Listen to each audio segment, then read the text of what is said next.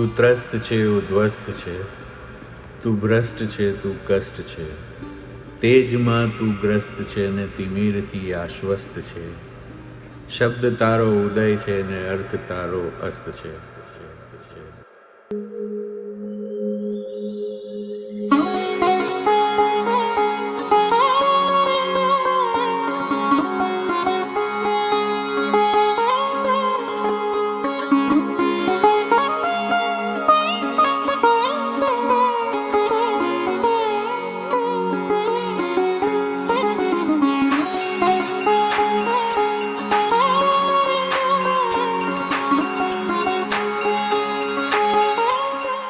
નમસ્કાર.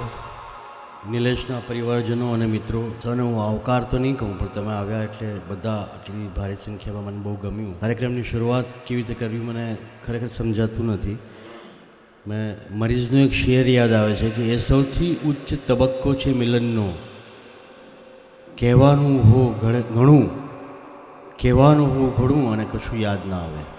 નિલેશના મિજાજને અનુરૂપ શરૂઆત કરવા માગું છું. જે પ્રકારના એની ભાવનાઓ હતી એ જોઈને, અને આમ પણ પ્રોગ્રામને માટે જે એપ્ટ છે એ રીતે હું લેખિકા પત્રકાર નંદિનીબેન ત્રિવેદીને આવી અને શરૂઆતમાં એક નાનકડું શ્લોકનું પઠન કરવા માટે વિનંતી કરું છું. નંદિનીબેન. નમસ્તે. નિલેશ રૂપાપરાની પરમ ચેતનાને વંદન કરી અને આદિ શંકરાચાર્ય કૃત આત્મષટકમના કેટલાક શ્લોકોનું પઠન કરું છું, જેનો ગુજરાતી અનુવાદ કર્યો છે જયંત પંડ્યાએ. હું ચિત્ત બુદ્ધિ મનસ કે અહમના, નથી કાન જીહ્વા ન હું નેત્ર નાક, ન આકાશ ભૂમિ ન વાયુ ન અગ્નિ, ચિદાનંદ રૂપે શિવોહમ શિવોહમ શિવોહમ શિવોહમ શિવોહમ શિવોહમ. કાર્યક્રમની વિધિવત શરૂઆત કરતાં પહેલાં કહી દઉં કે આ નિલેશની, આપણા મિત્ર નિલેશની સ્મૃતિ સભા છે. સ્મૃતિ સભા, શોક સભા નથી. સ્મરણ સભા છે, મરણ સભા નથી. ઓફકોર્સ આપણે બધા જ દુઃખી છીએ, બધા જ એની વિદાયથી દુઃખી છીએ, પણ આપણે એને યાદ કરીએ, એની વાતોને યાદ કરીએ, વ્યક્તિત્વને યાદ કરીએ, પણ એનું કામ, એનું પ્રદાન, એના પ્રસંગો, એના વિશેના સંસ્મરણો એ વાગોળીએ તો વધુ સારું. કારણ કે સારો લેખક હતો, નાટકો લખ્યા, ફિલ્મો, ટીવી સિરિયલો લખી, પુસ્તકો લખ્યા, એ બધું તો આપણને ખબર છે. પત્રકાર હતો ને એને ઉમદા માણસ હતો, એટલે જ આપણે બધા ભેગા થયા છીએ. કંબક્તિ એ વાતની છે કે મૃત્યુ ઉત્સવ છે, આત્માને બાળી શકાતો નથી. એ બધી ફિલોસોફી અમુક સમયે કામ નથી આવતી, પણ એ વિશે બોલ્યા સિવાય, વિચાર્યા સિવાય આપણી પાસે કોઈ છૂટકો બી નથી. તો હું શરૂઆત કરીશ સૌથી પહેલાં જે એમના જૂના મિત્રો, જેમણે વધારે એમની સાથે કામ કર્યું, કે એ દિવસો ગાળ્યા એ બધાની સાથે. સૌથી પહેલાં હું બોલાવીશ કવિ સંજય પંડ્યાને નિલેશ વિશે વાત કરવા. 21 વર્ષની ઉંમર હશે કદાચ નિલેશની, જ્યારે પહેલી વાર હું મળ્યો એને. 1985ની આસપાસનો સમય. એ વખતે એક દૂરદર્શન માટે એક કાર્યક્રમ કરવો હતો. યુવાન કવિઓની, યુવાન કલમની તલાશમાં હું હતો. પ્રતિમાને હું થોડા વખતથી સંપર્કમાં હતા, સાહિત્યના કોમન અમારા બેકગ્રાઉન્ડને કારણે. પ્રતિમાને મેં કહ્યું કે કોઈ યુવાન પ્રતિભા હોય, સારા કાવ્યો લખતી હોય, તો પ્રતિમાએ કહ્યું કે નિલેશ રૂપાપરા કરીને મારા ભાઈનો એક મિત્ર છે, એ સારા કાવ્યો લખે છે. એ વખતે તો સેલફોન તો હતા નહીં, લેન્ડલાઇન પણ કદાચ નિલેશને ત્યાં હશે કે નહીં ખબર નહીં, પણ કે મલાડ વેસ્ટમાં દેરાસરની બાજુમાં રહે છે. એટલે હું ને પ્રતિમા પહોંચી ગયા રાતના 8, 8:30ની આસપાસ. ભાર ઝલ્લી આંખે નિલેશ બહાર આવ્યો. પછીથી ખબર પડી કે એની આંખો એ પ્રકારની જ હતી, એટલે નિલેશે જ સમજાવ્યું. મેં કીધું ઊંઘમાંથી ઉઠીને આવ્યો કે શું? કે ના ના, મારે એવું જ છે કરીને. પછી એને સમજાવ્યું કે ભાઈ આ રીતે કાર્યક્રમ કરવો છે, અને એણે ફરી પાછો ઘરમાં ગયો. દ્વાર પર હું અને પ્રતિમા ઊભા હતા.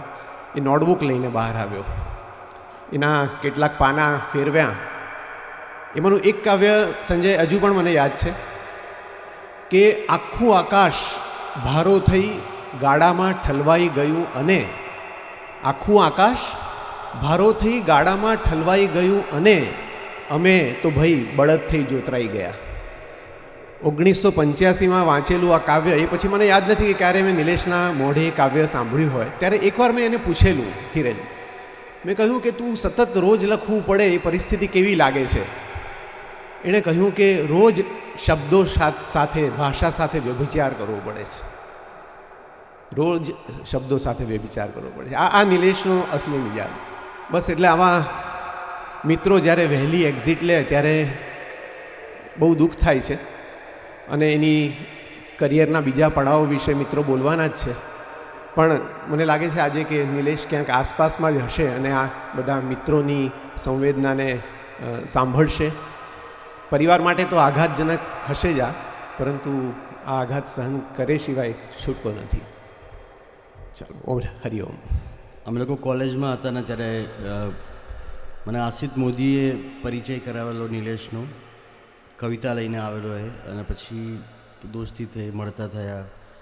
કોલેજનો સમય હતો અને ત્યારે અમે લોકો રાત મલાડ સ્ટેશન પર, મલાડ સ્ટેશનની સામે એનું ઘર હતું. મલાડ સ્ટેશન પર અમે બેસતા, છેલ્લી ટ્રેન આવે ત્યાં સુધી પાટા પર ચાલતા અને બધી વાતો કરતા. શરદ જોશીએ એક બહુ સરસ વાત લખી છે કે ટ્રેનમાં એને એક લેખકને છોકરી દેખાય છે, ગમી જાય છે, અને પછી એ છોકરી એક સ્ટેશને ઉતરી જાય છે. शरद जोशी કહે છે કે वो एक लड़की क्या गई, मेरे लिए पूरी ट्रेन खाली हो गई.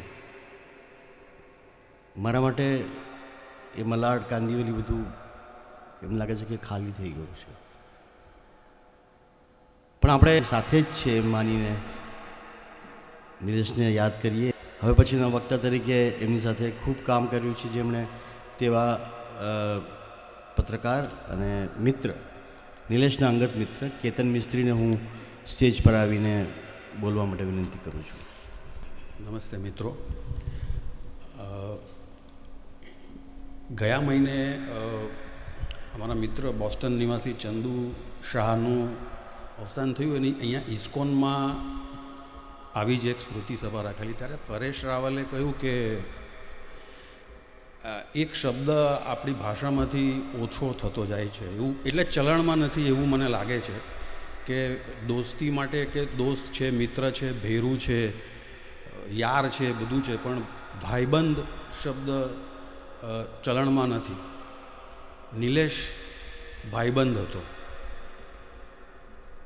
1988 લગભગ 35 વર્ષ પહેલાં પહેલીવાર સમકાલીનમાં અમારી મુલાકાત થઈ અને એની કેન્ટીનમાં અમે બેસતા અને એ એમ કહેતો કે ફિલ્મની એક મેક્રો લેંગ્વેજ હોય છે. એટલે હું કીધું અચ્છા, ઓકે, ભલે. અને પછી એવી રીતે બધી વાતો ચાલ્યા કરતી અમારી. પણ પછી તો પુરવણીઓ કાઢી ને બધું ઘણું બધું કર્યું. પછી એ સમકાલીનમાંથી ઇન્ડિયા ટુડે ગયો દિલ્હી, પછી અભિયાનમાં આવ્યો, પછી ચિત્રલેખામાં આઈ થિંક એ અમારા બેસ્ટ દિવસો હતા. એનું કામ પૂરું કરે અને અમે આમ સામે બેસતા, એટલે એ ઊભો થાય અને આમ ઈશારો કરે બિઝી, એટલે હું કહું કે ના, એટલે એ જાય અને હું એની પાછળ જાઉં અને કમ્પાઉન્ડમાં જ કેન્ટીન, અને એમાં બેસીને બધી દુનિયાભરની વાતો, અને એ સિગારેટ સળગાવતો. મને લાગે છે કદાચ એ સિગારેટના ધુમાડામાં એના પ્રોબ્લેમ્સ બધા ઉડાડવાની ટ્રાય કરતો, જે કમસે કમ મારે માટે એ બરાબર એ તરીકો નહોતો, પણ એને એવું ગમતું કદાચ, ખબર નહીં. ને એ ઉર્વિશના હમણાં મેગેઝિનમાં એણે લખ્યું કે મેં પત્રકારત્વ કર્યું, સિરિયલો લખી, નાટકો લખ્યા, નવલકથાઓ લખી, ટૂંકી વાર્તા લખી, કવિતાઓ લખી, પણ કોઈ એકને હું વફાદાર ન રહ્યો. પણ મને લાગે છે કે નિલેશ સુરેખ ગદ્યનો સ્વામી હતો. એ લેખો લખતો, નવલકથા લખતો, કોઈક બીજાના લેખો બી એ રીરાઇટ કરતો, એમાં એનું શબ્દ ચાતુર્ય, ગદ્ય ચાતુર્ય, શબ્દ ભંડોળ એ બધું જોવા મળતું અને આપણે આફરીન પોકારી જતા. છેલ્લી એક વાત કહીને હું પૂરું કરીશ. દિવાળીના દિવસોમાં હું એને મળવા ગયો હતો એના ઘરે. દિવાળીની જસ્ટ પહેલાં અમે લોકો બેઠા બેઠા વાતો કરતા હતા, ગપ્પા મારતા હતા. હું એને કંઈક કશુંક પૂછવા માગતો હતો, એ કંઈક કહી નહોતો શકતો. અમે જાણે એક મૌન સંવાદ ચાલી રહ્યો હતો. બધી દુનિયાભરની બધી વાતો થઈ, પણ હું શબ્દો બરાબર કંઈક ગોઠવી નહીં શક્યો એને માટે કે મારે કેવી રીતે પૂછવું. પછી બીજે દિવસે એનો મને ફોન આવ્યો કે તું કાલે આવ્યો ને તું, મને ખબર છે તું કંઈક પૂછવા કહેવા માગતો હતો, પણ હું બોલી કદાચ એ સમય અને સ્થળ યોગ્ય નહોતા. એક આ મને આ મારું વર્ટિગોનું લફડું પતી જવા દે અને આ મારું નવું પ્લે છે એ ઓપન થઈ જવા દે. પછી નિરાતે તારી સાથે બેસવું છે અને કશુંક કહેવું છે, કશુંક શેર કરવું છે, કશુંક વાતો કરવી છે અને તું રિએક્ટ કરજે. મેં કીધું ઓકે, તું કહે ત્યારે. પણ એ નિરાત આવી નહીં. એને શું કહેવું હતું મને ખબર નથી. કદાચ એનું મગજ ફાટ થતું હતું અને એ મારે માટે એક રહસ્ય રહી જશે કે એ શું કહેવા માગતો હતો. સાલું મગજ જ ફાટી ગયું છેલ્લે અંતમાં. Thank you. નિલેશ પત્રકાર તો હતો જ, વાર્તાકાર, નવલકથાકાર હતો અને એનાથી વિશેષ સફળ નાટ્ય લેખક પણ હતો. અને અમે લોકોએ 93માં એક પહેલી વાર મેં અને એણે ઇંગ્લિશમાં નાટક લખ્યું હતું. પ્રવીણ સોલંકીભાઈ બેઠા છે, એમનું પ્લે હતો આજે ધંધો બંધ છે. મારું ઇંગ્લિશ ત્યારે માશાલ્લાહ હતું અને નિલેશનું ઘણું જ સારું હતું. તો અમે બંને મળીને let's play the game of લવ નામનું ફિરોઝ ભગતનું પ્લે લખેલું અને એ મારું અંગ્રેજી સુધારી આપતો. અને છેલ્લા 4-5 મહિનાથી અમારો મળવાનું બી બહુ થતું અને વાત થતી. અને મારો ગુજરાતી વાર્તા સંગ્રહ હિન્દીમાં હું લાવી રહ્યો છું, તો એમાં મેં એને વાર્તાઓ મોકલી હતી. ત્યારે એણે અંગ્રેજી સુધારેલું, અત્યારે એ મારું હિન્દી સુધારી રહ્યો હતો. શેક્સપિયર પછી જો કોઈ મોટા સૌથી વધારે ભજવાયેલા નાટ્યકાર હોય તો એ છે નીલ સાયમન. અને નીલ સાયમને પોતાની આત્મકથાનું નામ રાખ્યું છે રીરાઇટ્સ, જીવનનું પુનર્લેખન. આપણે જ્યારે આ મિત્રો બધા ભેગા મળીને નિલેશને યાદ કરીએ ત્યારે ખરેખર તો એના જીવનનું પુનર્લેખન કરીએ છીએ. હું બોલાવીશ ચિત્રલેખાના તંત્રી હિરેન મહેતાને 2 શબ્દ કહેવા માટે. Thank you. નિલેશની હાજરી ચિત્રલેખાની ઓફિસમાં બહુ ઓછી રહેતી હતી, પણ એનું લેખન હતી, એની જે શૈલી હતી, સ્ટાઇલ એટલી બધી સારી હતી, એનું ભાષા પર સખત બહુ જ સારું પ્રભુત્વ હતું. એની હાસ્ય સૂઝ બહુ સારી હતી. અનફોર્ચ્યુનેટલી મેં એના કોઈ નાટક નથી જોયા, પણ એની સિરિયલ્સ, મેં અમુક સિરિયલના અમુક એપિસોડ્સ જોયા છે. એટલે માણસ બહુ ગંભીર લાગે, પણ એ ગંભીરતા વચ્ચે હાસ્ય ક્યાંકથી ને ક્યાંકથી શોધી લેતો હતો. નિલેશ માટે મારે મેઇન તો એ કહેવું છે કે આપણે સંજય માનતા હોઈએ ઘણીવાર કે ઇઝમમાં જે માનવાવાળો માણસ હોય એ રેશનલ ન હોઈ શકે. કારણ કે તમે જ્યારે કોઈ એક વિચારધારા પકડો ત્યારે તમારી રેશનાલિટીનો સૌથી પહેલો ભોગ લેવાય. પણ નિલેશ એક એવો માણસ હતો કે જે રાઇટિસ્ટ, આપણે ઘણા બધા કહેતા હતા કે નિલેશ બહુ રાઇટિસ્ટ છે, ઓફ લેટ એનું તમે ફેસબુક પર વાંચતા હો તો ક્લિયર કટ આમ આપણને ખ્યાલ આવે કે બહુ રાઇટિસ્ટ દ્રષ્ટિએ લખે છે. પણ મને ખબર નથી કે રેશનલ રાઇટિસ્ટ જેવો કોઈ શબ્દ એપ્ટ છે કે નહીં. જો એ હોય તો એ નિલેશ માટે હતો, કારણ કે એ જે લખતો હતો એમાં લોજિક આવતું હતું સૌથી પહેલાં. એટલે બધા હૈશો કરીને જે ઘણા બધા લોકો લખતા હોય છે એવું નહોતો લખતો. એના લખાણમાં એક ટાઈપનું લોજિક હતું, ડંખ ક્યારેય નહોતો. આવા માણસો જ્યારે સડનલી જ્યારે આપણા વચ્ચેથી આમ નીકળી જાય ત્યારે એક ધ્રાસકો પડે, અને એવો જ ધ્રાસકો નિલેશ આપણને આપીને ગયો છે. થેન્ક્સ. એકવાર મેં મજરૂ સુલતાનપુરીને પૂછેલું, મજરૂ સાહેબને, કે તમને કયો માણસમાં કયો ગુણધર્મ સૌથી વિશેષ ગમે છે? તો એમણે કહ્યું લોયલ્ટી. નિલેશમાં લોયલ્ટી બહુ હતી એક મિત્ર તરીકે. મહાભારતમાં અનેક મહાન પાત્રો છે. શ્રી કૃષ્ણ પરમાત્મા તરીકે આપણે બાજુએ મૂકીએ તો મારું પ્રિય પાત્ર છે Karna. Good times, bad times, fights, અબોલા ઝઘડા, વિવાદ, મતભેદ, મનભેદ, પણ મિત્ર એટલે મિત્ર સાથે. નિલેશ એવો મિત્ર હતો. મને લાગે છે કે એ માફ પણ કરી શકતો હતો, અને જેનું દિલ સાફ હોય છે એ માફ કરતો હોય છે. એ જ મિત્રની સાચી વ્યાખ્યા છે. હું સ્ટેજ પર આમંત્રિત કરીશ, અમદાવાદથી ખાસ આવ્યા છે એ પત્રકાર, લેખક, સાર્થક પ્રકાશન, સાર્થક પુસ્તક મેગઝીન જેવું સરસ જે મિશન ચલાવે છે એવા ઉર્વિશ કોઠારી, જેમણે નિલેશ સાથે બહુ જ કામ કર્યું છે અને અમદાવાદથી ખાસ આવ્યા છે, અને એમને હું કહીશ કે બોલે. અભિયાનમાં હું એમની જોડે એ વખતે હું જોડાયો ત્યારે દીપક રિપોર્ટિંગ માટે હતા, અને મારે પહેલા જ દિવસે નિલેશભાઈને મળવાનું થયું. મને પત્રકારત્વનો ખબર નહીં, એ દુનિયા કેવી હોય ખબર નહીં, માણસો કેવા હોય. મેં અમદાવાદથી સીધો મુંબઈ આવેલો. પહેલે દિવસે નિલેશભાઈ મળ્યા અને પહેલા દિવસથી અમારું જામી ગયું. અને મેં એમને એડિટિંગ એટલે આપણે જેને ગુજરાતી મેગેઝિનમાં સંપાદન કહીએ છીએ તે કરતા જોયા, અને એ મને પછી જોડે બેસાડીને અમુક રીતે કે તું જો એમ કે આ કેવી રીતે થાય છે. એ પ્રક્રિયા આજે પણ હું જ્યારે કોઈ મેગેઝિનના પાના પડવા બેસતો હોઉં અથવા તો બીજા કોઈને સ્વરૂપે જોતો હોઉં ત્યારે નિલેશભાઈ હંમેશા યાદ આવે, અને મનમાં પેલું એક મૂર્તિ તરીકે સ્થપાયેલા હોય કે એ કેવી રીતે કરતા હતા એડિટિંગ. આમ મેટર જોતા જાય, લાંબુ લાંબુ લખાયેલું આવે એટલે એમના સહજ ઉદ્ગારો નીકળતા જાય અને લચ્છાના લચ્છા કાપતા જાય. એમનો બહુ પ્રિય શબ્દ હતો ચરબી.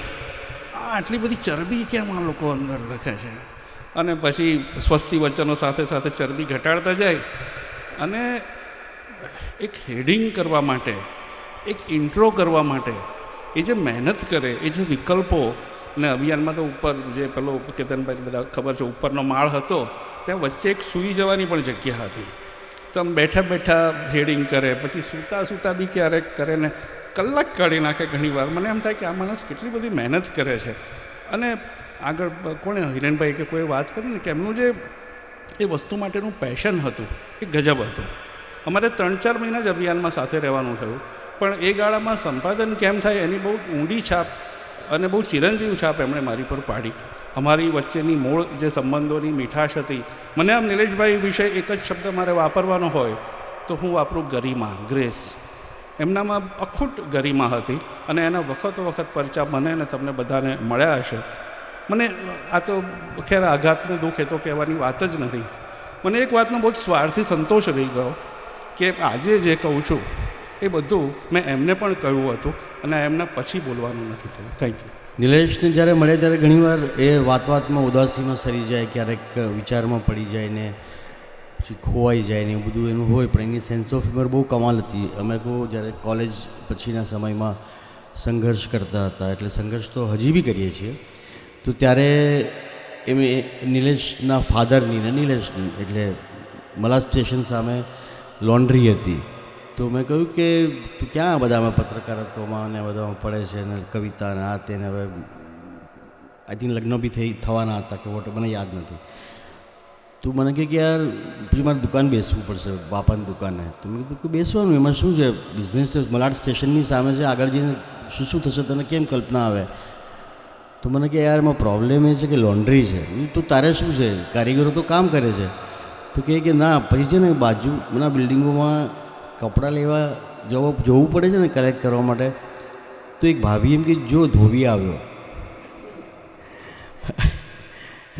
મને ખબર નથી અત્યારે ધોબી કે આવી જાતિવાચક શબ્દ બોલવો સંસદીય છે કે નહીં, પણ એટલે આ હ્યુમર તરીકે લઉં છું. અને 6-7 મહિના પહેલાં એકાદ કોઈક મુદ્દા પર અમે ચર્ચામાં બાખડી પડ્યા અને કંઈક પછી ચૂપ થઈ ગયા બંને. પછી નિલેશે કહ્યું કે ચાલ છોડને આ બધી વાત. નિલેશે કહ્યું કે મને ખબર છે કે હું નહીં હોઉં ત્યારે તું રડીશ ખરો, પણ મારા માટેનો તારો અભિપ્રાય નહીં બદલાય. મને નહોતી ખબર કે આટલી જલ્દી મારે આ વાત કહેવી પડશે. અને એણે કહ્યું ને પછી અમે બંને હસવા માંડ્યા. એની મજાક, મૃત્યુ વિશેની મજાક આવી રીતે આટલી જલ્દી સાબિત થશે મને ખબર નહોતી. હું બોલાવું છું આમંત્રણ આપું છું જાણીતા ફિલ્મ નિર્દેશક ઉમેશ શુક્લને. નિલેશ અસલમ એમ જોડી સાથે મારો પહેલી વાર જ્યારે પહેલાં નિલેશ મને જ્યારે મળ્યા ત્યારે નિલેશ અસલમ એમ બોલાતું જોડી તરીકે નામ. જે મારું પહેલું નાટક હતું જલસા કરો જયંતીલાલ, જેમાં હું અભિનય કરતો હતો, લેખક પણ નહોતો એ નાટકનો. એ નાટકના લેખક નિલેશભાઈ અને અસલમભાઈ હતા. ત્યારે હું એમને પહેલી વાર મળેલો. એ વખતે હું હમસબ એક હે ને એવી 2-3 ટીવી સિરિયલો લખતો હતો. તો રિહર્સલમાં ફર્સ્ટ એક્ટમાં મારું કામ બહુ ઓછું હતું, એટલે મારી 1 કે 2 જ એન્ટ્રી હતી ને સેકન્ડ એક્ટમાં હું થ્રુ આઉટ હતો. અને રિહર્સલમાં રોજ જતા એટલે હું મારું હમસબ એક હે ને એ બધું કામ લખવાનું શરૂ કરી દઉં આ લોકો રિહર્સલ કરતા હોય ત્યારે. અને વચ્ચે વચ્ચે દિલીપ જોશી અને ડિમ્પલ એ નાટકમાં કામ કરતા હતા. તો વચ્ચે વચ્ચે હું આમ ઘણીવાર આમ વન લાઇનર જેવું કંઈ આપી દઉં આમ કે આવું કોમેડીમાં આવું થઈ શકે. તો ખરેખર એટલું નિખાલસપણે, બાકી કોઈ રાઇટરને ઈગો બહુ નડતો હોય એટલો નિખાલસ હતો નિલેશ કે એને બહુ ગમતું કે યાર આ કમાલ છે. પછી અમારી બીજી વાર જ્યારે અમે નટુ આઈ લવ યુ નાટક માટે કામ કરતા હતા ત્યારે નટુ આઈ લવ યુમાં દેવેન ભોજાણી વૈશાલી હતા. જેવો સીન આવે એટલે હું પૂછું નિલેશ અસલમ યાર આમાં હજી હ્યુમર જોઈશે. તો બિંદાસ એમ કહે તો તું છે ને કરી નાખશે. હું તો અરે પણ નાટક આપણે કરવાનું છે, દેવેન ભોજાણીની ઇમેજ આવી છે, તો કે પહેલાં તું એક કામ કર, તારી રીતે એક તારા મગજમાં કંઈક હોય એ વિચાર કરીને કે અને પછી અમે એને ઓલું કરશું. તો જે કહેતા એ એટલું નિખાલસપણે લઈ લેતો. નાટક પત્યા પછી લોકો મળવા આવે ત્યારે ઘણા રાઇટરોને એવું હોય નોર્મલી કે નાટકને જ્યારે વાહવા થતી હોય ત્યારે એ પોતે લઈ લેતા હોય. નિલેશ હંમેશા બિંદાસ ખભા પર હાથ મૂકીને બધાની સામે કીધું કે આ જુમલો આનો હતો, મારો નહોતો. આવું નિખાલસપણે બહુ ઓછા લોકો એવું કરી શકતા હોય. બાકી ઘણીવાર જ્યારે નાટક ચાલતું હોય કે સુપરહિટ થાય એટલે બધી ક્રેડિટ બધાએ પોતપોતાની રીતે લઈ લેવી હોય. તો બહુ જ નિખાલસપણે એ માણસ એને એ રીતે લઈ લેતો. નિલેશને અસલમ બેઉ જ એવા હતા. અસલમભાઈ અહીંયા છે એટલે એમની હાજરીમાં જ હું કહી રહ્યો છું. આ જ્યારે અમે હમણાં સ્મશાનમાં પણ ગયા ત્યારે ઘણી બધી એવી વાતો થતી કે શું કામ આવું થયું, કે એનામાં એના ગુણ કેવા, એના અવગુણ કયા. મારે આજે એ જ કહેવું છે કે હવે શું એમ, ચલો નિલેશભાઈ તો ગયા, હવે શું એમ. અને આ એક રાઇટરની વાત નથી, બધા રાઇટરો સાથે કોકને કોક રીતે ઘણી બધી ઘટનાઓ બનતી જ રહે છે. મને એમ થયું કે આજે હું તમને મારે એવું કંઈક શેર કરવું છે કે જે એમ થાય કે આગળ પણ રાઇટરોને તકલીફ આવે, કોઈને ન આવે, બધી વાત અલગ છે, પણ લેખક જ હું એમ માનું છું કે જે કન્ટેન્ટ ક્રિએટ કરે છે એની સાથે ઊભા રહેવું બહુ જરૂરી છે. ઘણા એમ કહેતા કે ભાઈ એનામાં નેગેટિવિઝમ બહુ વધી ગયું હતું. બધા ઇન્ટરપ્રિટેશન ઘણા બધા થતા હોય કે એને દરેક વસ્તુમાં હવે આમ નહીં જ થાય કે હવે આમ જ છે લાઈફ, હવે આમ જ છે. ત્યારે મને થતું કે હવે શું, આ તો ગયો, આ માણસ આપણી સામે અત્યારે સૂતો છે, હવે આનું શું કરું. ત્યારે મને અત્યારે એક જ વસ્તુ શેર કરવાનું એમ થાય છે કે ક્યારે પણ મારા અહીંયા બીજા ઘણા રાઇટર મિત્રો છે કે અત્યારે નથી પણ બીજા ક્યાંક પણ હશે જ રાઇટરો. ક્યારેક પણ એવું થાય તો તમારું જે સર્કલ છે એની સાથે એમાં સતત તમે મળતા રહો, કોઈને કોઈ રસ્તો કાઢતા રહો. આ માત્ર હું એક કિસ્સાની વાત નથી કરું, નિલેશની વાત નથી કરી રહ્યો. હમણાં જ આ ઇન્ડસ્ટ્રીમાં બીજા 2-3 કિસ્સા પણ એવા થયા, એમ થયા કે આવું કેમ થાય, એમ કેવી રીતના પોસિબલ છે આવું આટલું જલ્દી થઈ જવું. મને એમ લાગે છે કે જો બધા આવે સમયે સાથે રહે, મને એમ થાય કે ચાલો મારી પાસે અત્યારે સબ્જેક્ટ છે, અત્યારે મારી પાસે કામ છે, કાલે મારી પાસે કામ ન હોય તો હું સંજય કે રાજુ કે જયેશ કે મારા જેટલા અસલમ કે મિત્રો છે ને બોલાવું અને કોઈ સાંભળ ને યાર મારી વાત. હું દિલીપને કહું કે દિલીપ સાંભળ ને આ તને કેવું લાગે છે. અને કોઈને કોઈ રીતે રસ્તો કાઢવો એના માટે લોકોએ ભેગા થવું બહુ જરૂરી છે. જે એક જમાનામાં અમે સાંભળતા કે લોકો કોફી હાઉસમાં બેસીને, પ્રવીણભાઈ ત્યાં બેઠા છે, પ્રવીણભાઈને ખ્યાલ છે કે કોફી હાઉસમાં કેવી રીતના બધા મળતા પ્રબોધ જોશીને ને જે રીતે મળતા, એ જે અત્યારે બધા એકલા થઈ ગયા છે, એ એકલા ન પડે બધા, કે આવો કોઈ એકાદ હોલ રાખો કે કોઈની એકાદની ઓફિસ રાખો, પણ બધા મળવાનું રાખો, લેખકો એમને મળવાનું રાખો. હું જેન્યુઅલી કહું છું કે આ જે રીતે આની આટલી જલ્દી વિદાય થઈ, એ 1 મહિના પહેલાં મારા ઘરે આવેલો. 2 સબ્જેક્ટ હતા. જયેશે કહ્યું કે નિલેશ પાસે સબ્જેક્ટ છે, તું મળ. પહેલાં 10 મિનિટ તો મને એ કંઈ કહી જ ન શક્યો. પરંતુ કે આનું કયું કેટલું સ્ટ્રેસમાં હશે આ માણસ, કે શું હશે, એ એના ફેમિલી સાથે શેર પણ કરતો હશે, એવું નહીં હોય. પણ એ બહુ ઘણીવાર મિત્રો તરીકે મને એમ લાગે છે કે આપણે ફ્રેન્ડ તરીકે તો એકબીજાના સ્વભાવ પણ જાણી લેતા હોઈએ છીએ સાથે રહેતા હોઈએ ત્યારે. તો એ જાણી લઈને પણ એને કેવી રીતના બહાર કાઢવો, કે કેમ એને રિલેક્સ કરી નાખવો. પૈસે ટકે જેની જે હદે પોસિબિલિટી હોય એ તો પછીની વાત છે, પણ સાથે રહેવું બહુ જરૂરી છે. તો અત્યારે મને એમ થાય કે આ સ્મરણો કરતાં મને આ પણ એક વાત કહેવી છે કે બધા આપણે એવું કંઈક જગ્યા રાખીએ કે જ્યાં બધા મળીએ, એમ જ મળીએ, ચા પાણી નાસ્તો દારૂ જે કરવું એ કરીએ, પણ મળતા રહીએ, વાતો કરીએ, અને જે નિલેશ સાથે થયું એ બીજા સાથે ન થાય એ માટે પ્રયત્નો કરીએ. Thank you. નિલેશને છેલ્લે 15 દિવસ કે 1 મહિના પહેલાં એને કાનમાં ધાક બેસી ગઈ હતી ને સંભળાતું નહોતું, અને બહુ ટેન્શનમાં આવી ગયો હતો. MRIનો રિપોર્ટ આવ્યો તો મને રાતના ફોન કર્યો, મને કે હું ગૂગલ કરું છું, ચેક કરું છું, આમ તેમ. પછી મેં કીધું એક કામ કરતું, મારો રેડિયોલોજીસ્ટ ફ્રેન્ડ છે પરાગ ઝવેરી, એને તું વાત કર, કારણ કે આ ગૂગલમાં પડો નહીં, આપણો આ સબ્જેક્ટ નથી. અને પછી પહેલાં એ કહ્યું કે કંઈ ખાસ લાગતું નથી, કારણ તું ન્યુરો સર્જનને દેખાડી દે. ન્યુરો સર્જનને દેખાડ્યું, ને પછી નિલેશનો મને SMS આવ્યો કે everything is okay, nothing life threatening, nothing life threatening, and that was the last message. અને મને બેફામનો એક શેર યાદ આવે છે કે રડ્યા બેફામ સૌ મારા મરણ પર એ જ કારણથી, રડ્યા બેફામ સૌ મારા મરણ પર એ જ કારણથી, હતો મારો જ એ અવસર ને મારી હાજરી નહોતી. હું આદરણીય પ્રવીણ સોલંકીને વિનંતી કરીશ કે 2 શબ્દ કહે. મહામાનવ મારા નાટકનો એક સંવાદ છે. માટલાએ પાણિયારાને કહ્યું, માટલાએ પાણિયારાને કહ્યું, આજકાલ અમારા કરતાં માણસો જલ્દી ફૂટી જાય છે. બહુ સૂચક સંવાદ હતો. માણસો જલ્દી ફૂટી જાય છે. આટલા બધા મિત્રોને જોઈને જે અવસ્થા નિલેશની હતી, એ અવસ્થા કવિ ફરાઝની હતી. માન્યતા મળતી નથી, એટલે એણે એક શેર લખ્યો कि चलो कुछ दिनों के लिए दुनिया छोड़ दे फराज, कुछ दिनों के लिए,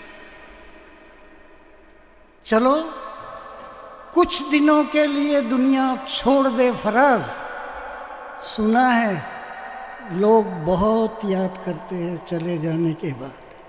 અત્યારે એમ થાય છે કે કાશ નિલેશે પણ આવું જ કર્યું હશે તો, પણ એ શક્ય નથી. આ હકીકત છે, એ નથી આપણી વચ્ચે. વિડંબના જુઓ કે એક 84 વર્ષના માણસને 64 વર્ષના માણસને અંજલિ આપવી પડે છે.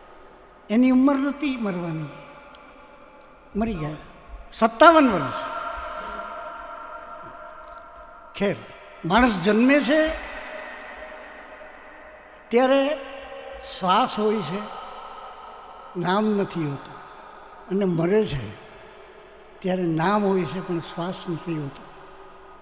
કેવી વિડંબના છે. નામ કરી ગયો. નિલેશ વિશે જેટલી વાતો કરી, એ બધી વાતો મેં સતત 1 વર્ષ સુધી અનુભવી છે. HDB પ્રોડક્શનમાં હું એક સિરિયલ લખતો હતો, અને હું પટકથા લખતો, નિલેશ સંવાદોને લખતો મારી સાથે. 1 વર્ષ સુધી સતત અમે સાથે હતા. બહુ સારા સંબંધો હતા અમારા, ખૂબ નજીકના. એ પહેલાં પણ અમે એકાંકીઓ લખતા. અસલમ પરવેઝ અને નિલેશ એ બંને જણા સાથે નાટકોમાં માટે પણ અમે ચર્ચા કરતા. મારો કહેવાનો ભાવાર્થ એટલો કે 1 વર્ષ સુધી સતત દરરોજ અમે મળતા, સાથે વાતો કરતા. એવા માણસને મારી પાસે એનું દુઃખ વ્યક્ત કરવા સંકોચ થતો હતો. આટલો સંકોચ એને શેનો હતો ખબર નથી પડી. એનો સ્વભાવ જ એવો હતો. ટૂંકમાં આપણે જ્યારે કોઈના સ્મરણો વાગળવા બેસીએ છીએ ત્યારે કોઈ અનુક્રમ રહેતો નથી. એના સ્વભાવ વિશે, એની ટેવ વિશે, એના અનુભવો વિશે. પણ એક વાત મને ઉમેશની બહુ ગમે, ભેગા થવું જોઈએ. આપણે ભેગા થવું જોઈએ, વિચારોની આપ-લે કરવી જોઈએ, લેખકની પીઠ પાછળ ઊભું રહેવું જોઈએ. એ બહુ મહત્ત્વની વાત એણે કરી છે. તો હું આ સાથે જાહેર કરું છું એમ નથી કહેતો, નિમંત્રણ આપું છું. આ ભવન્સ કલ્ચર સેન્ટર અમારું આ માટે જ છે. આપણે અહીંયા મિત્રો થઈને ગમે ત્યારે અને ગમે તે ઘડીએ મળી શકે છે, મળી શકીએ છીએ. હું સૌને વિનંતી કરીશ, જેને જેને પણ અહીંયા આવી ગપ્પા ગોષ્ઠી કરવી હોય તો કરી શકો છો. આ કલાકારો માટેનું જ સ્થાન છે. Thank you. મેં હમણાં ક્યાંક વાંચ્યું હતું કે સ્મશાન કે કબ્રસ્તાનની આસપાસ જ્યારે ફેન્સિંગ કે પાળ કે કમ્પાઉન્ડ હોય છે એ જગતની સૌથી આશ્ચર્યજનક વાત છે. કારણ કે એમાં જે ગયા છે એ ક્યારેય બહાર આવવાના નથી, અને જે બહાર છે એ ક્યારેય અંદર જવા નથી માગતા. આપણે પણ આપણા મિત્રો વચ્ચે આપણા સંબંધોમાં એ બધી પાળ ગોઠવી હોય છે, અને પછીથી આપણને બધું યાદ આવે છે.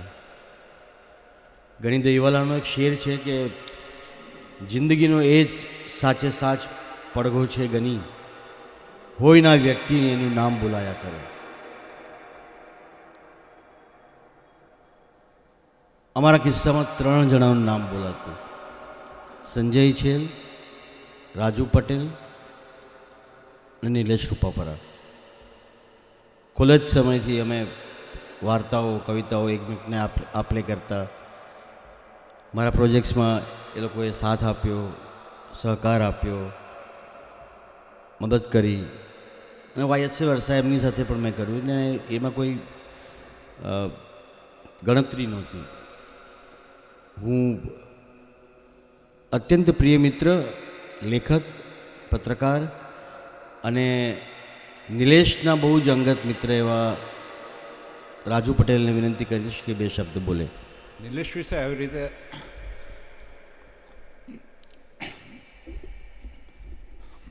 રીતે બોલવું પડશે એના માટે હું ક્યારેય તૈયાર નહોતો.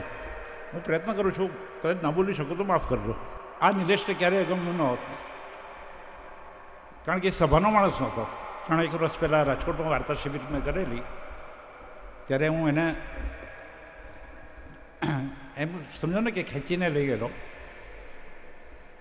ત્યારે પણ એણે એમ જ કીધેલું કે મને બોલવાનું ગમશે પણ એ કંઈ મજા નહીં આવે, કારણ કે આ આયોજન જેવું મને દેખાઈ રહ્યું છે, આમ ખુરશીઓ ગોઠવી હશે ને લોકો બેઠા હશે ને ત્યાં મંચ હશે ને મંચ પરથી મારે વાર્તા વિશે વાત કરવાની, એવું ન હોય યાર. એમ હું કંઈ સભાનો માણસ નથી ને આજે આપણે એના સ્મરણો માટે સભા રાખી છે ને હું મંચ પરથી બોલી રહ્યો છું. તો મને ખબર નથી કે આ દીપકે લખ્યું છે, એના મિત્ર બીજા મિત્ર દિલીપે લખ્યું છે ફેસબુક પર કે છેલ્લે એ એકલો પડી ગયો હતો. એ સંજય હોય કે હું હોઉં કે અસલમ હોય કે અમે એ લોકો જે દાવો કરીએ છીએ કે અમે એના નજીકના મિત્રો છીએ. જયેશ, મને એમ લાગે છે કે અમારા બધાની આ નબળાઈ છે, અમારા બધાનો આ વાંક છે. કારણ કે જો અમે એમને નિલેશને નજીકનો મિત્ર માનતા હતા તો નિલેશે કેમ એવું કહેવું પડ્યું? તો એ ઠીક છે, હવે આત્મનિરીક્ષણનો પણ કંઈ બહુ અર્થ નથી. અત્યારે આ બધું ઉબડ-ખબડ યાદ આવે છે. એટલે આ મૈત્રીમાં તો અમે જ લાભમાં રહ્યા, એ તો નુકસાનમાં જ રહ્યો. કારણ કે મારા અને સંજય જેવા વલ્ગર મિત્રો હતા એના. અમે બે ઓછા વલ્ગર હતા તે અસલમમાં જોડાયા. અમે ત્રણે વલ્ગર શા માટે હતા? અમે એટલા માટે વલ્ગર હતા, અમે ક્યારેય સાંભળતા નહોતા, અમે એકબીજાનું પણ સાંભળતા નહોતા, પણ અમે એટલા બધા આક્રમક છીએ કે સંજય અને હું અસલમભાઈનું ન સાંભળવા માંગતા હોય, અસલમ અને સંજય મારું ન સાંભળવા માંગતા હોય, સંજય અને હું અસલમભાઈનું ન સાંભળવા માંગતા હોય તો પણ સંભળાવીને જ રહેતા. પણ નિલેશનું એવું નહોતું. નિલેશ બહુ સોફ્ટ સ્પોકન હતો. અમે બોલીએ તો બહુ ધ્યાનપૂર્વક સાંભળતો. એને અમે ક્યારેય ધ્યાનપૂર્વક સાંભળતા નહોતા. એ સમજતો, જાણતો, એની ફરિયાદ રહેતી, તેમ છતાં અમે બોલતા એ પાછો એ બહુ ધ્યાનપૂર્વક સાંભળતો. અને એની અપેક્ષા એટલી જ રહેતી કે પછી એ બોલે ત્યારે અમે ધ્યાનપૂર્વક સાંભળીએ, જે અમે ક્યારેય માનતા નહોતા. આ અન્યાય તો અમે સતત કર્યો છે. અને ખબર નહીં એના માટે અમારી શું સજા હોવી જોઈએ કે આ એણે સમજાવ્યા પછી પણ અમે આ સતત એની સાથે અન્યાય કરીએ રાખ્યો હતો. નિલેશની સાથે માત્ર એક જ સંબંધ હોઈ શકે. હું મિત્ર હતો એટલે હું નથી કહેતો, પણ મને એમ લાગે છે કે દરેક માણસની એક ડિઝાઇન હોય છે કે એ બીજા માણસ સાથે કેવી રીતે વર્તશે. નિલેશમાં એક સ્થાયી ભાવ હતો, એ મિત્ર ન હતો. પછી એ નોકરી કરતો હોય, એના લગ્ન થયા હોય, એની પ્રેમિકા હોય, એનો મિત્ર હોય, એનો માલિક હોય, કલીગ હોય, બાજુવાળો હોય કે અજાણ્યો માણસ હોય, એ નિલેશને માત્ર મૈત્રીપૂર્વક જ વાત કરતા આવડતું હતું, મૈત્રીપૂર્વક જ વર્તતા આવડતું હતું. એની પાસે એ એક જ તરીકો હતો વ્યવહારનો. અને જેમ કે આપણે જાણીએ છીએ કે વિશ્વ કેવું છે, બહુ ઓછા લોકો મિત્રતાપૂર્ણ વ્યવહાર કરતા હોય છે. એટલે એ રીતે તો એ સતત અન્યાયનો ભોગ બનતો રહ્યો. ઘણી બધી મેમરી છે મારી પાસે. આ બંસ કોલેજથી જ અમારી મૈત્રીની શરૂઆત થયેલી. બંસ કોલેજમાં હું ભણતો હતો. અમારા પ્રોફેસર કાંતિભાઈ અમને કહું કે ભાઈ તું ગ્રુપ શરૂ કર, બીજી ગુજરાતી કોલેજમાં એપ્રોચ કર. હું ઉત્સાહમાં મુંબઈની જેટલી પણ ગુજરાતી કોલેજ છે ત્યાં પરિપત્ર આપી આવેલો, સાહિત્ય સભા જેવું રાખીએ, અને મને બહુ સારો રિસ્પોન્સ મળેલો. પહેલી મિટિંગમાં કંઈક 60 વિદ્યાર્થીઓ આવેલા મુંબઈભરની કોલેજમાં પહેલી મિટિંગમાં. એ એટલું સમજાતું હતું કે આ પહેલી મિટિંગ છે એટલે છે, પછી આટલા બધા નહીં હોય. એટલે બીજી મિટિંગમાં એ 60માંથી 40 થઈ ગયેલા, ત્રીજીમાં કંઈક 25 થઈ ગયેલા, ને છઠ્ઠી મિટિંગમાં 3 જણા રહેલા. એ 3 સંજય, નિલેશ અને હું, અમે 3 જણા રહેલા. અને પછી અમારી મિટિંગો ચાલતી. મને માનવાનું ગમશે, કદાચ એ ખોટું હોય તો પણ, કે મારા અને સંજયને કારણે એ સાહિત્યમાં સક્રિય થયો, સાહિત્યમાં રસ લેતો થયો. કદાચ એને હમખ્યાલ લોકો મળ્યા કે એ જેને કવિતા સમજે છે, એ જેને વાર્તા સમજે છે, એને બીજા લોકો પણ સમજે છે, એવા 2 જણા એને મળ્યા. એટલે મારા અને સંજય વિશે એને એટલા માટે માન હતું કે એને એવો ભ્રમ હતો કે અમને સાહિત્યમાં સમજ પડે છે, અને અમને સાહિત્યમાં સમજ પડે છે, અને અમે એની વાર્તા કે એની કવિતાને ધ્યાનથી સાંભળીએ છીએ, એટલે એ સારું લખે છે એવો એને વિશ્વાસ આવ્યો. ને એ રીતે એ લખતો રહ્યો. એકદમથી જર્નાલિઝમમાં નહોતો આવ્યો. આ એપિસોડ મને પેલો યાદ નથી, બાપાની દુકાનવાળો એને સંજય જે કહો એ. પણ પછી એક તબક્કે એ એકાઉન્ટન્ટ તરીકે નોકરીએ જોડાયેલો. ત્યારે હું ને સંજયનું લોહી પી ગયેલા. એ કારણ વગરનું રોમેન્ટિસિઝમ તે સમય હોય છે. આજના જેટલી દુનિયાદારી અમારામાં ત્યારે હોત તો ત્યારે એવું ન કર્યું કે તું શું કંઈ એકાઉન્ટન્ટ બનવો થોડી સર્જાયેલો છે, તારે લેખક બનવું જોઈએ, પત્રકાર બનવું જોઈએ. અને ટોંક કરે જ કરતા હતા અમે. હું એમ માનું છું કે એ રીતે એ જર્નાલિઝમમાં આવ્યો હતો. ભૂલ હોય તો સંજય કરેક્ટ કરશે, કારણ કે યાદશક્તિ સંજયની સારી છે. એટલે હું બ્લન્ડર કરું એટલે હું હવે પછી સંજય બોલશે, મારે બોલવામાં કંઈ ગડબડ થઈ હશે તો સંજય બોલે એ વધારે સત્ય હશે. પણ આવું થયું હતું. અને એ રીતે અમે જોડાયા. સંજય પણ કોલમ લખતો હતો, હું પણ પછી જર્નાલિઝમમાં જોડાયો. જર્નાલિઝમનું સર્કલ, સાહિત્યનું સર્કલ, વાર્તા, કવિતા, મારી આંખમાં આંસુ આવી ગયા. પણ અમારી વચ્ચે એટલે ઘણા સરસ પ્રસંગો, માણવા જેવા પ્રસંગો બી હતા. મને એમ હતું કે કેતન કહેશે, કેતન બોલ્યો નહીં. થોડા દિવસ પહેલાં જ અમારી વાત થઈ હતી. બેંગ્લોર ફિલ્મ ફેસ્ટિવલમાં અમે લોકો ગયેલા. એક સાથે ઘણી બધી ફિલ્મો હોય, થાકી જતા. એક વખત બપોરે 1 વાગે અમને સમજાયું કે એક સાથે જે 4 ફિલ્મો અલગ અલગ જગ્યાએ ચાલે છે એમાંથી એકે કંઈ ખાસ જોવા જેવી નથી, ન જોઈએ તો ચાલે. એટલે અમે હોટલની રૂમમાં થોડોક આરામ કરીએ એમ કરીને પછી અમે બધા રૂમ પર આવી ગયેલા. અને હોટલની જે લોન્ડ્રી સિસ્ટમ હોય, આજે તમે આપો તો પછી 2 દિવસ પછી કપડાં મળે, તો અમે બધાએ પાછા કંઈક અમારા ધોવા માટેના કપડાં આપી દીધા, નિલેશે પણ આપ્યા. ત્યાર પછી સંજય કે કેતનને મને યાદ નથી કોણે કંઈક શોધી કાઢ્યું, અરે હા જો અડધા કલાકમાં આ ફિલ્મ છે, આ તો મસ્ત છે, જોવા જેવી છે. તો અમે બધા તૈયાર થઈ ગયા. નિલેશ કે હું કેવી રીતે આવું, મારી પાસે કપડાં જ નથી, એટલે શર્ટ છે પણ પેન્ટ તો બધાને આપી દીધો ધોવામાં. હવે અમે બધા હમુમ્ર, પણ અમારા બોડી સ્ટ્રક્ચર એટલા બધા વિચિત્ર કે એકબીજાને પેન્ટ ના આવે, શર્ટ કદાચ આવી જાય. મને યાદ નથી કોણે આ આઈડિયા આપેલો, કેતને કે સંજયે. પણ એમ કીધું અરે આ બેડશીટ તો સફેદ જ છે.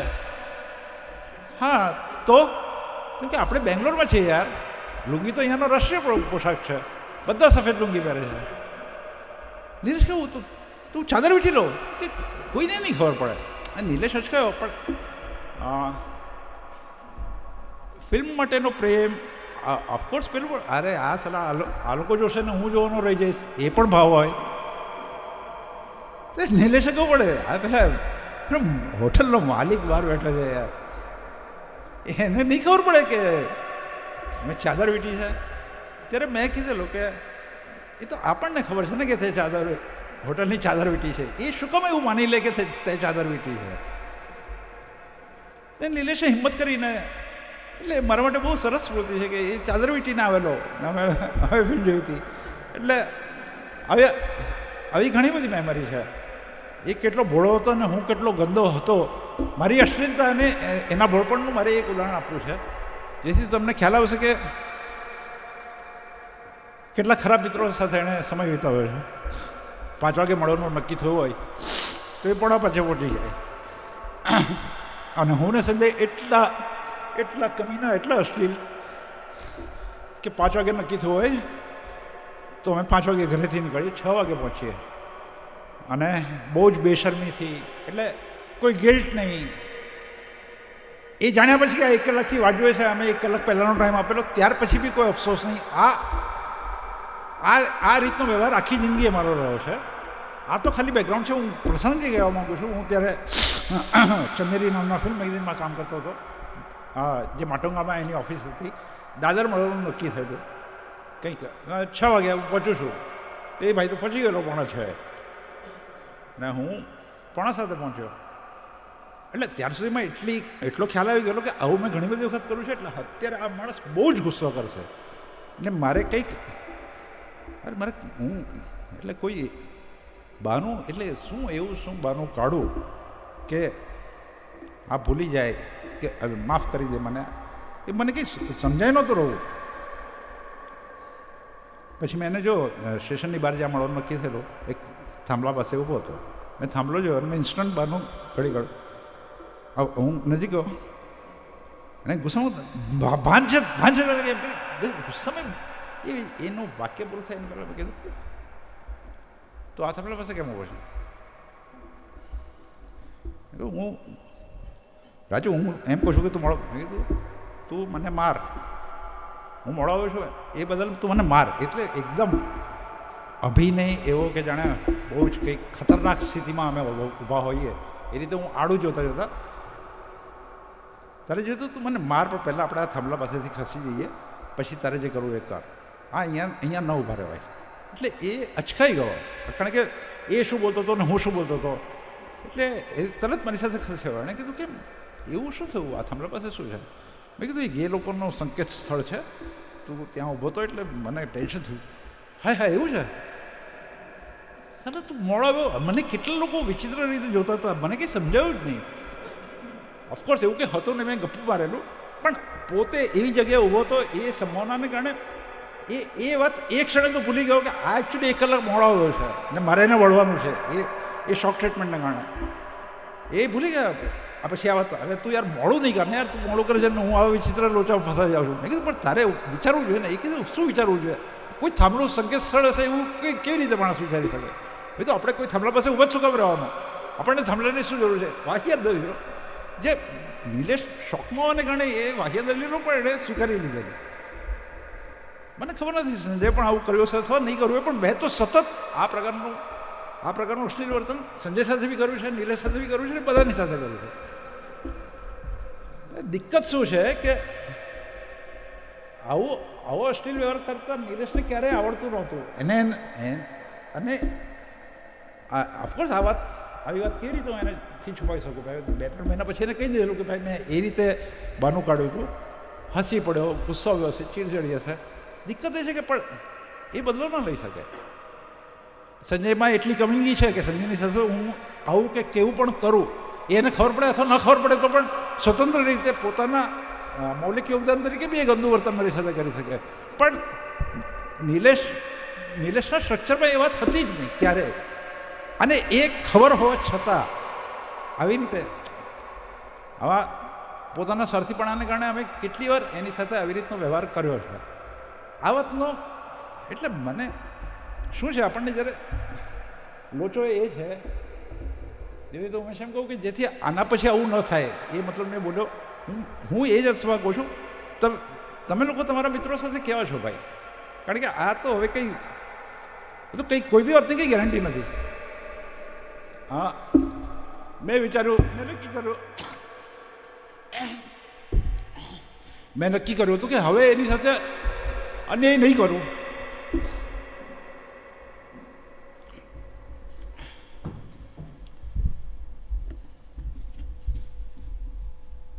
ઠીક છે, મારું બોલવાનું તમે સમજી ગયા છો. હા, મેં નક્કી કરેલું પણ એ તક ના મળી અને હું કે સંજયની સાથે ન્યાય કરીએ એને પહેલાં એ ચાલ્યો ગયો. સંજય જે રીતે આવ્યો છે મને લાગે મારે અટકવું જોઈએ, હું અટકું છું. આઈ કેન અન્ડરસ્ટેન્ડ રાજુ કઈ મનસ્થિતિમાંથી ગુજરે છે. હું પણ એમાંથી જ ગુજરી રહ્યો છું. આ કાર્યક્રમનું આયોજન ફક્ત મેં નથી કર્યું, સાથે જયેશ મહેતા, રાહુલ પટેલ જેણે ઓડિયો વિઝ્યુઅલ હમણાં દેખાડશું આપણે પ્રોગ્રામના અંતે, એમણે અને અસલમભાઈએ બધાએ જ એમાં સાથ આપ્યો છે. રાજુ કહે છે એટલું બી એવું પણ નહોતું કે સાવ એ એકલો હતો. અમારી સતત વાત થતી, સતત અમે મળતા હતા, વચ્ચે ગેપ પડતો હતો, ફોન પર વાત થતી હતી, પણ એ એકલો હતો. અને એક બહુ સરસ શેર છે, સુના है ऐसे भी लोग होते हैं दुनिया में कि जिनसे मिलिए तो तन्हाई ख़त्म नहीं होती. હું નેક્સ્ટ બોલાવીશ. અસલમની સાથે 15 નાટકો લખ્યા અને 20 વર્ષ કામ કર્યું એવા અસલમ પરવેઝને, ઉર્દૂના વાર્તાકાર, અસલમ નિલેશના પાર્ટનર, અને એમના લગ્ન મેચ કરાવેલા બંનેના, એટલે એના માટે હું જવાબદાર છું. અસલમભાઈ બોલવા માટે થોડાક રિલેક્ટન્ટ છે, પણ આઈ વિશ કે ટૂંકું અને 2 વાક્યમાં બોલે.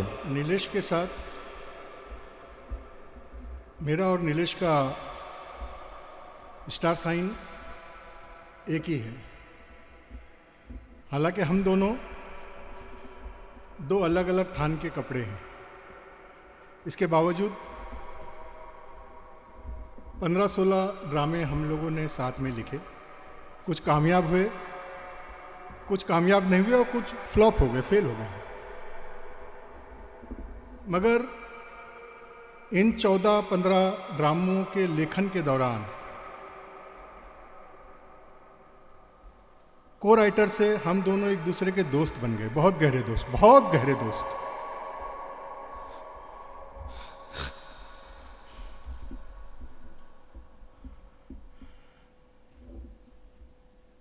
नीलेश ने पैसा कमाया हो या ना कमाया हो, दोस्त बहुत कमाए उसने. दोस्तों के मामले में वो खुशनसीब भी था और बदनसीब भी. वो दोस्तों की भीड़ में था, फिर भी अकेला था. ज्योत्सना को उसने कहा कि तुम लोगों ने मुझे अकेला कर दिया. नीलेश, सॉरी मैं नहीं बोल पाऊँ.